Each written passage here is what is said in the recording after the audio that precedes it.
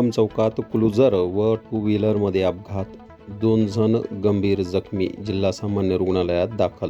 दिनांक 26 नोव्हेंबर शुक्रवारी रात्री 12 वाजेच्या सुमारास संगम चौक येथे टू व्हीलरवर जात असणाऱ्या 2 व्यक्तींना क्लुझरने उडवल्याचा धक्कादायक प्रकार समोर आला आहे.